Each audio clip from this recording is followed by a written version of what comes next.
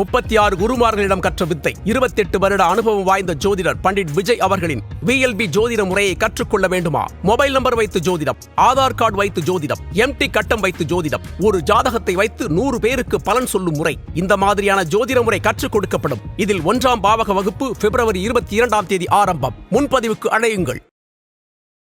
S, வீடு, schools, hotels, store room இங்கெல்லாம் partition wall கட்டணும்னாலும் இப்போ பில்டிங் போனஸோட first choice Renocon Rapid Wall Panels. தமிழர்களின் நம்பர் 1 சாய்ஸ் தமிழ் மேட்ரிமோனி. சனிப்பெயர்ச்சி இப்போ 2026ல எப்போ நடக்க போகுது? மார்ச் 6ஆம் தேதி காலம்பரை 8:25க்கு நடக்குதுமா திருநள்ளாறு சனிப்பெயர்ச்சி. 2025 ஜனவரியிலிருந்து 26 மார்ச் வரலும் பிறந்த எல்லா குழந்தைக்கும் கம்ப்யூட்டரில் ஜாதகம் போட்டிங்கன்னா சனி வேற ஒரு இடத்துல இருப்பார். ஸோ ஒரு வருஷமாக பிறந்த குழந்தைக்கு எல்லாமே குழப்பமாக தான் இருக்கும். 28 வருஷத்துக்கு பிறகு மேஷராசி என்பவர்கள் 7.5 சனியில் கால் எடுத்து வைக்கிறாங்க. 94, 95, 96 யாரெல்லாம் பிறந்திருக்காங்களோ அவங்களுக்கெல்லாம் மேஷத்தில் சனி இருக்கு. மேஷராசி அன்பர்களை பொறுத்தவரையில் 28 வருஷத்துக்கு பிறகு இப்போ தான் உங்களுக்கு 7.5 சனி ஆரம்பம். ஆதன ஆன்மீகம் நேயர்களுக்கு ஷாம்லாவின் அன்பு கலந்த வணக்கங்கள். நம்ம ஆதன ஆன்மீகத்தில் ஆன்மீகம் சம்மந்தப்பட்ட பல கேள்விகளுக்குமே தினந்தோறும் ஒவ்வொரு வகைகளில் பதில்களை பார்த்துக்கிட்டு இருக்கோம். அந்த வகையில் இன்னைக்கு நம்மோடு தாம்பரம் வாராகி உபாசகர் ஈசநேச சுவாமிகள் தான் இன்னைக்கு நம்மோடு இணைஞ்சிருக்காரு. நிறைய விஷயங்களை கேட்டு தெரிஞ்சுக்க போகிறோம். வணக்கம் சார். நமச்சிவாயம்மா. ஜெயவரா, எப்படி இருக்கீங்க? ரொம்ப நல்லா இருக்கு சார். நீங்கள் எப்படி இருக்கீங்க? நல்லபடியாக பெற்றிருக்கீங்க. சனிப்பெயர்ச்சி சனினாலே எல்லாரும் பயப்பட ஆரம்பிச்சுட்டு இருப்பாங்க இந்நேரம். ஏற்கனவே 2025லயே சனிப்பெயர்ச்சி ஒண்ணு வருதுன்ற மாதிரி கேள்விப்பட்டிருந்தோம். 2026லயும் சனிப்பெயர்ச்சி. என்ன வித்தியாசங்கள்? அது நிறைய கன்ஃபியூஷன். அதான் அந்த திருக்கணிதம் வாக்கியம் அந்த ரெண்டுத்துக்குள்ள டிஃப்ரெண்ட்டு தான் அது. ஆக்சுவலாக 2025 ஜனவரி 17 அன்னைக்கு திருக்கணித பிரகாரம் சனிப்பெயர்ச்சி நடந்து முடிஞ்சிடுது. சரி, இன்னைக்கு மேக்சிமம் எல்லா ஜோதிடர்களும் அஸ்ட்ராலஜரும் கம்ப்யூட்டரை வச்சு அந்த ஆப்பை வச்சு தான் பார்க்குறாங்க. முன்ன மாதிரி கையை கணக்கு போட்டு எழுது பார்க்குறது ரொம்ப ரொம்ப ரொம்ப குறைவு. ஸோ இவங்க எல்லாருமே என்ன பண்ணுறாங்கன்னா திருக்கணித பிரகாரம். ஸோ இன்றைக்கி அக்யூரன்சி அப்படின்னு அதுக்கு நிறைய காரணங்கள் சொல்கிறாங்க. அப்போது திருக்கணிதம் நானும் அதை அக்செப்ட் பண்ணிக்கிறேன். திருக்கணிதம் நல்லபடியாக தான் இன்னும் கொஞ்சம் நல்லபடியாக பலன் சொல்ல முடியும். அக்யூரன்சி கண்டிப்பாக கிடைக்கும் அதில். ஸோ 25 ஜனவரி அதில் நடந்தது, போன வருஷம் நடந்தது திருக்கணித பிரகாரம் நடந்த சனிப்பெயர்ச்சி. இப்போது 2026 மார்ச் மாதம் 6ஆம் தேதி காலை 8:25 மணிக்கு சனி பகவான் பூரட்டாதி நட்சத்திரம் 3வது பாதத்திலிருந்து 4வது பாதம் மீனராசிக்கு பெயர்ச்சி அடைகிறார். இது வாக்கிய பஞ்சாங்கத்தின்படி. ஏன் நாம் இதை வழிபாடு செய்யணும்? இந்த வாக்கிய பஞ்சாங்கத்தில் நடக்கக்கூடிய சனி பயிற்சிக்கு அவ்வளோனா இம்பார்ட்டண்ட், இதுக்குன்னா இம்பார்ட்டன்ட் தரணும் அப்படின்னு கேட்டாக்கா, நம்ம திருக்கணித பிரகாரம் ஒரு ராசி போன வருஷமே சனி வந்துட்டார்னு வச்சுப்போம். கும்பராசிலேருந்து வெளியில் போயிட்டார், மீனராசிக்கு போயிட்டார். ஸோ சிம்ம ராசிக்கு அஷ்டம சனி ஆரம்பிச்சிடுது, கன்னி ராசிக்கு கண்டகச்சனி. இந்த மாதிரி நம்ம நிறைய நடந்து முடிஞ்சிடுத்துனே வச்சுப்போமே. அப்போ அவங்களுக்கு ஒரு பரிகாரம், ஒரு கஷ்டமாக இருக்குது. அவங்க நாம் என்ன சொல்லுவோம், வந்தாங்கன்னா ஒரு கோவிலுக்கு போங்க, சிவனுக்கு ஒரு அபிஷேகம் பண்ணுங்க, ஒரு சகஸ்ரநாம அர்ச்சனை பண்ணுங்க, இல்லை ஒரு தீபம் ஏற்றுங்க, சம்திங் ஏதோ நாம் ஒரு பரிகாரம் சொல்லி அனுப்புகிறோம். அவங்க எங்கே போவாங்கன்னா கோவிலுக்கு தான் போயாகணும். அந்த எந்த கோவிலுக்கு போனாலும் அங்கே வாக்கிய பஞ்சாங்கத்தின்படி தான் அந்த ஆகம பூஜைகள் நடக்குது இல்லையா? அப்போ நாம் திருக்கணிதத்தோடு போனாலுமே கூட சாமி அங்கே என்ன வழிபாட்டில் இருக்காருன்னா வாக்கியத்தில் தான் சாமி இருக்கார். அதனால் இப்போ நடக்கக்கூடிய சனிப்பெயர்ச்சி திருநள்ளாறு சனிப்பெயர்ச்சி.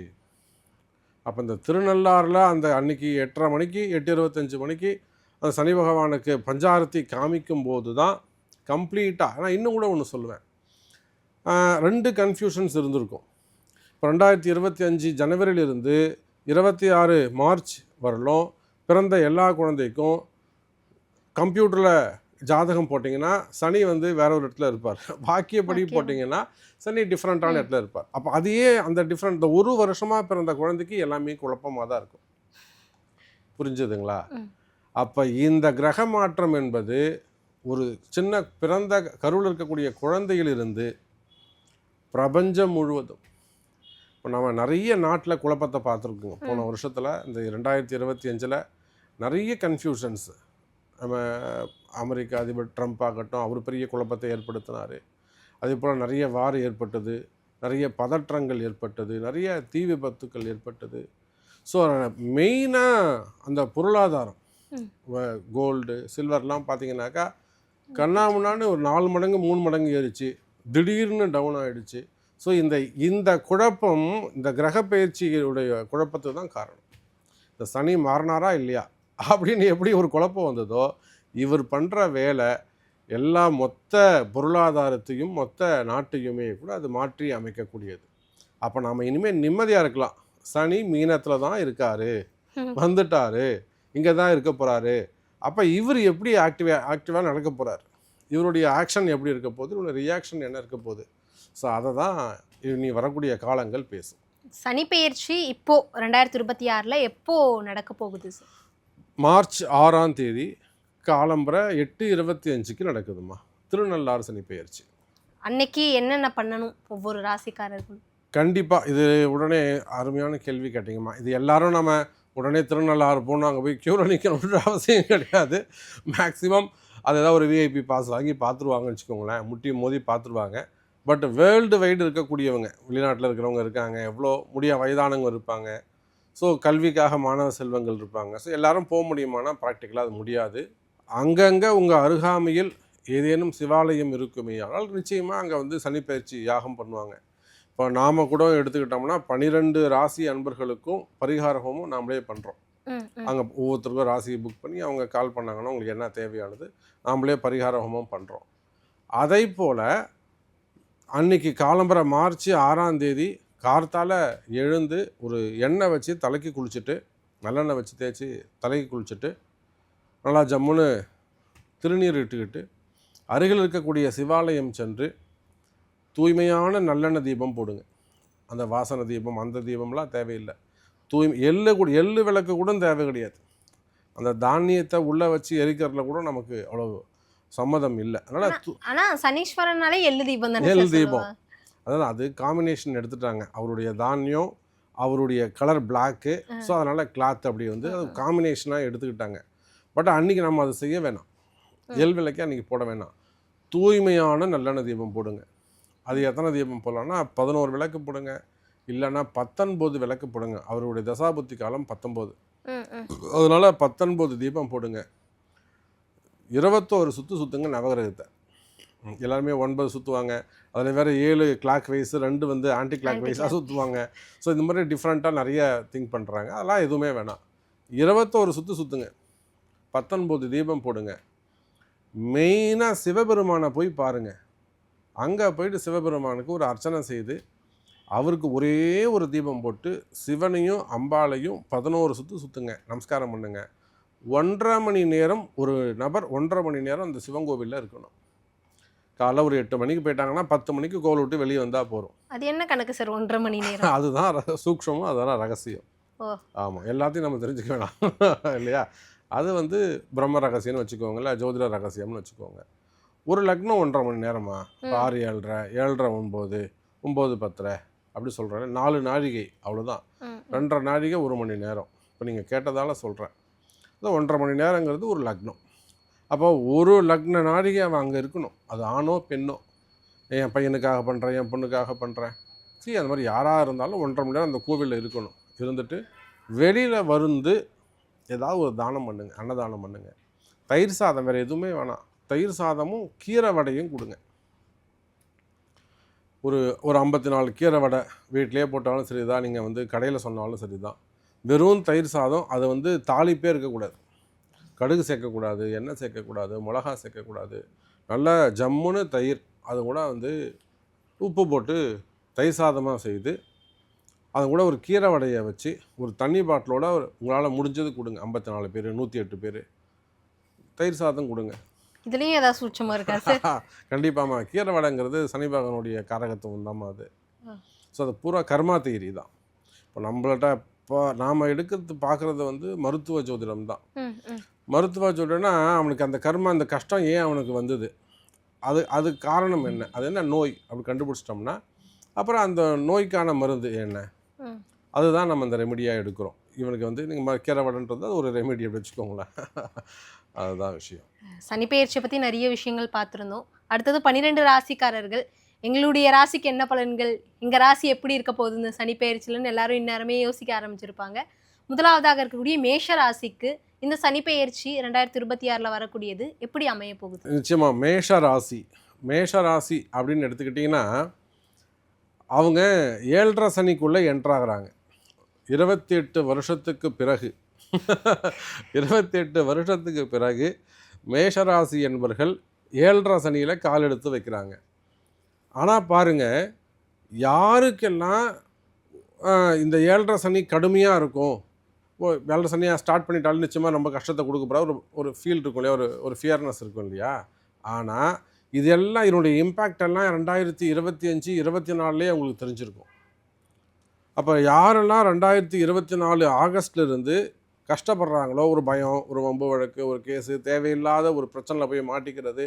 ஸோ இதனுடைய இம்பேக்ட் வந்து அப்போவே ஒரு 1.5 வருஷமாகவே நான் கஷ்டப்படுறேன் சாமி, இப்போ தானே புதுசாக சனி எனக்கு வந்து புதுசாக உனக்கு கஷ்டத்தை கொடுக்க வேணாம், நான் ஆல்ரெடி ஒரு கஷ்டத்தில் தான் இருக்கேன், நான் கடன் ஆகிட்டேன், திடீர்னு எனக்கு 50 லட்ச ரூபா கடன் ஆகிடுச்சு, திடீர்னு எனக்கு ஒரு 40 லட்ச ரூபா கடன் ஆகிடுச்சு, இல்லைனா நான் ஒரு பிஸ்னஸ் செஞ்சுட்டு இருந்தேன், அந்த பிஸ்னஸை நான் மிஸ் பண்ணிட்டேன்.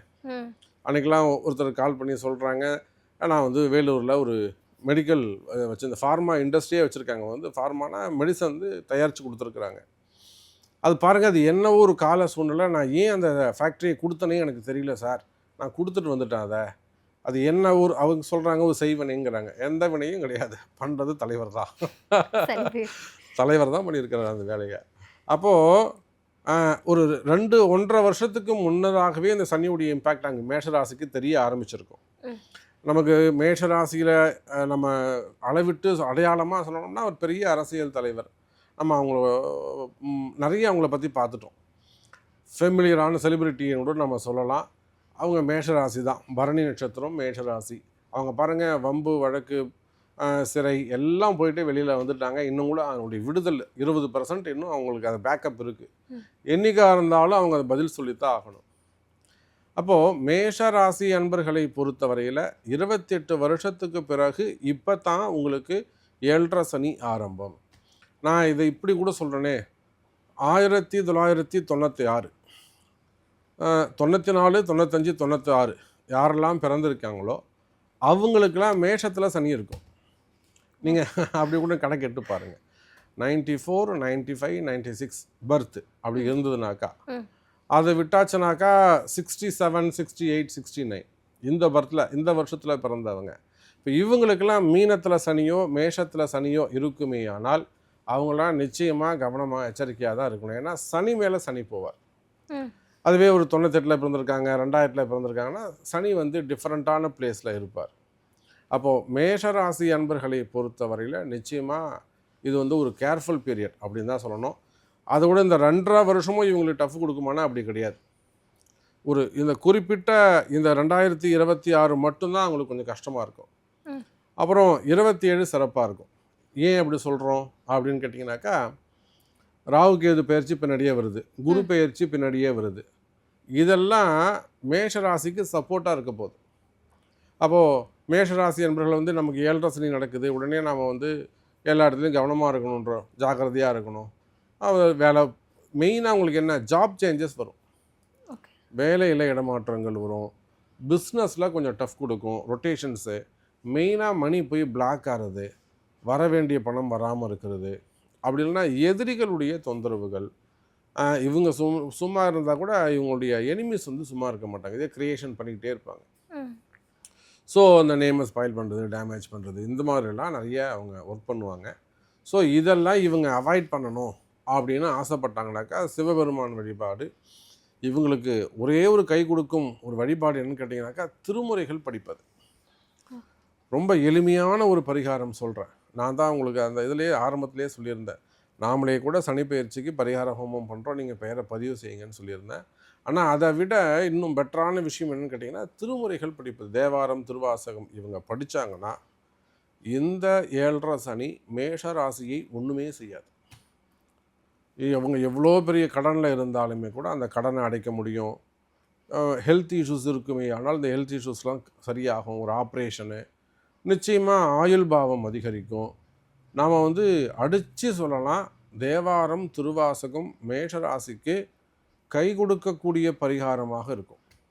தினந்தோறும் காலம்புற ஒரு 1/2 மணி நேரம், சாயந்தரம் ஒரு 1/2 மணி நேரம் அதை ஸ்பெண்ட் பண்ணாங்கன்னா அதை விட ஒரு மிக சிறந்த பரிகாரம் மேஷராசிக்கு எதுவுமே கிடையாது. அவங்க எந்த கோவிலுக்கும் போக வேணாம், எந்த செலவும் பண்ண வேணாம். தேவாரம் திருவாசகம் எடுத்து படித்தாங்கன்னா மேஷராசி என்பவர்களுக்கு இந்த 7.5 சனி ஒன்றுமே பண்ணாது, சிறப்பானதாகவே இருக்கும். இந்த 2026 வரக்கூடிய சனி பெயர்ச்சியில் மேஷராசி அன்பர்கள் வந்து புதுசாக தொழில் தொடங்கணும்னு ஆசைப்படுவாங்க. நீங்கள் சொன்ன மாதிரி ஒரு இடத்துல இருந்து வேலையில் இருந்து இன்னொரு இடத்துக்கு வேலைக்கு மாற்றம் வேணும்னு அவங்களே ஆசைப்படலாம். அந்த விஷயங்கள் எல்லாம் அவங்க மேற்கொள்றதுக்கு இந்த சனி பெயர்ச்சி காலம் உகந்ததாக இருக்குமா சார்? கண்டிப்பாக ஜாப் சேஞ்சஸ் கண்டிப்பாக இருக்கும். ஏன்னா சனி உள்ளே வந்துட்டாலே இடமாற்றம் உண்டு. நான் அதனால தான் அந்த இயரை வந்து உங்களுக்கு மென்ஷன் பண்ணேன். 96, 95, 94ன்னு அந்த இயரை மென்ஷன் பண்ணேன். நிச்சயமாக ஜாப் சேஞ்சஸ் உண்டு. இவங்களா 100 வேலைக்கு போகிறேன், அங்கே எனக்கு ப்ரமோஷன் இருக்குது, அங்கே எனக்கு வந்து இன்னும் இன்க்ரிமெண்ட் இருக்குது, இல்லை சம்பளம் ஜாஸ்தியாக இருக்குது, அங்கே எனக்கு நல்ல போஸ்டிங் இருக்குது, நல்ல ரேங்க் இருக்குது அப்படின்னு இவங்களாம் வெளியில் போனாங்கன்னா ஏமாற்றம் தான் மிஞ்சம். இப்போ இவங்களா மேஷராசி என்பவர்களாக முயற்சி எடுத்து ஜாப் சேஞ்சஸ் வச்சுக்கக்கூடாது. இயற்கையாகவே அவங்களுக்கு ஒரு ஜாப் போயிடுது, இல்லை வந்து அங்கே ஒரு லெட்டர் போட்டு அந்த பீரியட் கொடுக்குறாங்க. அந்த மாதிரி ஒரு நெக் ஆஃப் த மூமெண்ட் வந்து கழுத்து பிடிச்சி வெளியே தள்ளி இவங்க வேறு வழி இல்லாமல் வெளியில் வந்தாங்கன்னா கண்டிப்பாக அது நல்லது கூட. எப்பயுமே இந்த சனி தசையில் மட்டும் நாமளாக முயற்சி எடுத்து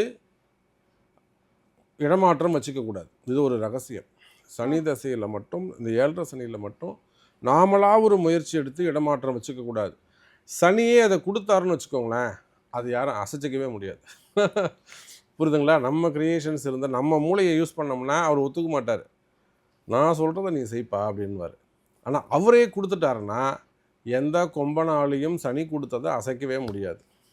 ஆனால் சனி கொடுப்பாரே, ஆனால் அந்த சேஞ்சஸை இடமாற்றத்தை கிரகம் கால நேரம் உங்களுக்கு கொடுத்ததுன்னா அழகாக வாங்கிக்கோங்க, கை நீட்டி வாங்கிக்கோங்க, சூப்பராக இருக்கும்.